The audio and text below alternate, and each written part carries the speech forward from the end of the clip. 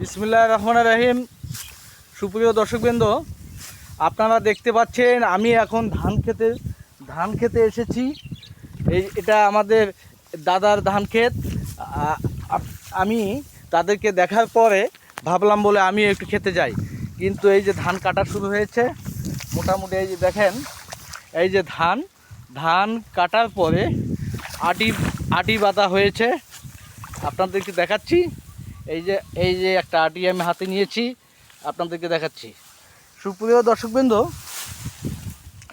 আসলে কৃষক ভাইদের নবান্ন শুরু হয়েছে। আপনারা জানেন, কয়েকদিনের বৈরী আবহাওয়ায় ধান খেতে প্রচুর পরিমাণে পানি রয়েছে। পানির মধ্যে কৃষক ভাইরা ধান কাটাকাটি শুরু করেছেন।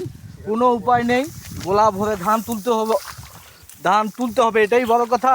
আপনারা জানেন, এটা আমি কিন্তু ভিডিও করছি লালমনিরহাট জেলা হাতীবান্ধা থানা ২ নং গড্ডিমারি ইউনিয়নের ৯ নং ওয়ার্ড থেকে। সুপ্রিয় দর্শকবৃন্দ, ধান এটা সারা পৃথিবীর মানুষের মৌলিক চাহিদার মধ্যে একটা, কারণ ধান ছাড়া কোনো উপায় নেই।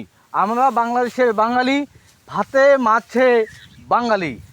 কারণ এক মুঠো দুই মুঠো খেতে হলে অবশ্যই ধান চাষ করতে হবে, না হলে তো খেতে পারবো না। কারণ আমরা বাংলাদেশের বাঙালি, ভাতে মাছেই ভাত মাছ আমাদের আদর্শ খাদ্য, প্রধান খাদ্য। ধান চাষি ভাইয়েরা যদি ধান চাষ করতে না পারেন, তাহলে মানুষের খাওয়া দাওয়ার সব এইগুলি বন্ধ হয়ে যাবে। উপায় নেই। কৃষিকাজে একটা মজাও আছে।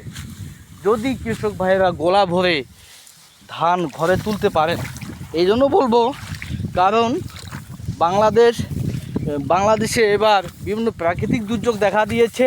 বৈরী আবহাওয়ায় অনেক ঘন ঘন বৃষ্টিপাতের কারণে কৃষকদের ব্যাপক ক্ষতি হয়েছে। সরকারও একটা উদ্যোগ নিয়েছে, তাদের 3 মাসের একটা ভর্তুকি, তাদের একটা ব্যয়বহুল খরচটা সরকার কাঁধে নিয়েছে। চিন্তার কোনো কারণ নেই। কৃষক ভাইদের বলবো, আপনারা উৎসাহ উদ্দীপনা হারাবেন না। আপনারা সাহস চিত্তে ফসল উৎপন্ন করে যান, দেখবেন বরকত আপনার আসবেই, মানতেই হবে।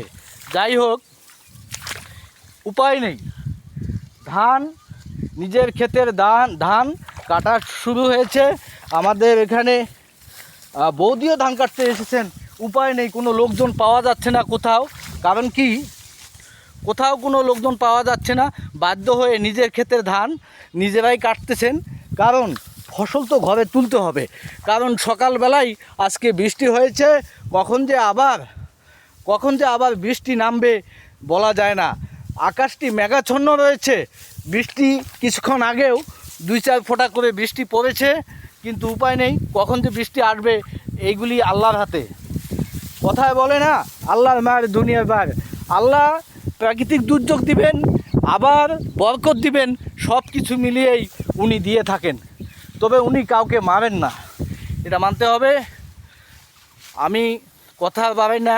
সুপ্রিয় দর্শকবৃন্দ, সবাই ভালো থাকবেন, সুন্দর থাকবেন, সুস্থ থাকবেন, সবার দীর্ঘায়ু কামনা করছি।